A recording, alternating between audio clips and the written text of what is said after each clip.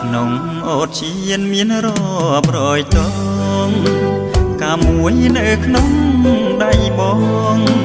លំអងជួលក្នុងហារតីនេត្រាប្រាប់ថាដួងចិត្តប្រណីសាច់សភោផង់មាត់ខៃសំដៃត្រកងបងមិនហ៊ានក្រែមលំអងស្រង់រួមជាតិទេទុកឲ្យការកំពូលស្នេហ៍ក្រពុំថិតថេរក្រអបជាប់តង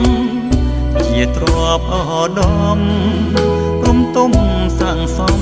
តងបងខ្លាចតែស្នេហ៍អូននឹងបងរំលងខុសប្រពៃណី